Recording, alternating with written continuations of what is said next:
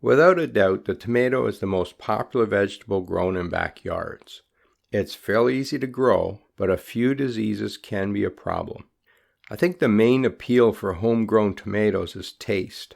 Store-bought ones are just so tasteless these days. Once you've grown your own, you'll never want store-bought again.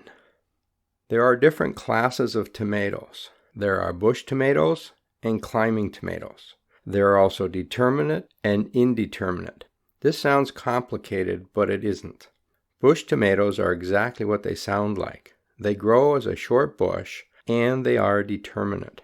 They produce all of their fruit at one time and then stop growing. The easy way to remember this is that they are determined to finish the year early. Bush tomatoes are best for farmers who want a single harvest and for gardeners who want to preserve and can them. Indeterminate tomatoes are the opposite. They are climbing vines that continue to grow all season long, continually producing fruit. In greenhouse culture, they can grow 40 feet tall in a 10-month period. These tomatoes are great for an extended season, and most varieties on the market are indeterminate. Tomatoes have a fairly long growing season, but they can't take frost. Gardeners that live in colder zones usually start the seed indoors and plant seedlings out once the weather gets warm. It's important to harden them off before taking them outside. In warm zones, you can plant seed directly outside. Tomatoes grow best with lots of sun and warmth, but when it gets too hot, they won't ripen. So in hot climates, some shade is a good idea.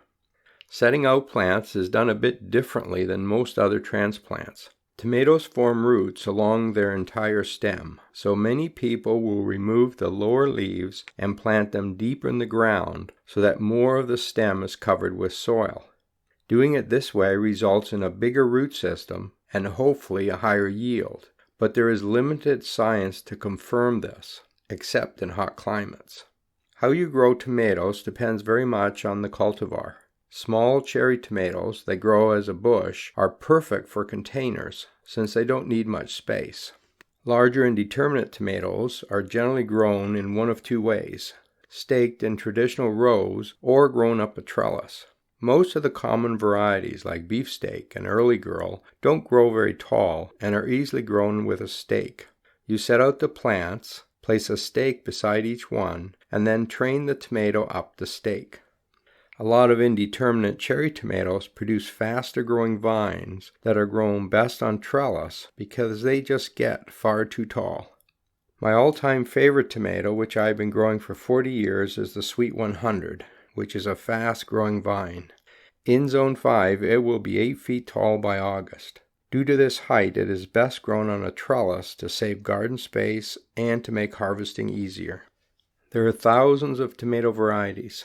Some claim that heirlooms can't be beat for taste, but many of these are less resistant to diseases. There is no such thing as the best tomato. What grows well in one location may not grow as well or taste as good in another. This is one crop where it is a good idea to grow several varieties and over a few years select the ones that do best for you. In my previous gardens, I always grew beefsteak, and it did well for me. In my current location, it just does not produce a good crop, and I have no idea why. Tomato plants produce suckers. These are side branches that grow out between the leaf and the main stem. If you leave the sucker to grow, you will have many stems. The age-old debate is about removing suckers. Should you or should you not? Every gardener seems to have an opinion. I looked into the science of this, and the best choice depends on your goals. I've provided a complete report in my book, Garden Myths Book 1. In short, you can get a higher yield with suckering, but only if you also plant closer together. If you use traditional spacing and you remove suckers, you will actually get less fruit for a given space. In warm weather, it may be better to only sucker the lower leaves since the developing fruit needs extra shade to ripen properly. Red tomatoes are ripe and ready for picking once the red color is well developed, but tomatoes also come in purple, yellow, green, and black. Tomatoes are fairly heavy feeders. Prepare new soil by digging in some compost or manure. Then add some more compost on top once plants are in the ground. It is also a good idea to mulch between the plants to keep moisture constant. To find out more about creating healthy soil, have a look at my book, Soil Science for Gardeners.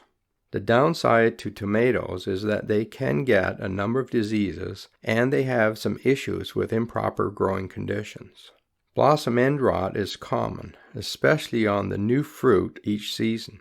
The fruit develops a distinctive black, corky material at the blossom end. The internet is full of all kinds of nonsense about this problem, which is called BER for short.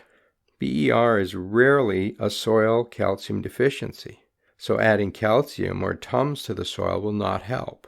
Some people swear that adding Epsom salts works, but this contains magnesium, and BER has nothing to do with the magnesium deficiency. Provided your soil has enough calcium, and most soil does, BER is a watering issue. It can be prevented by correct watering, keeping soil evenly moist, and preventing dry-wet cycles.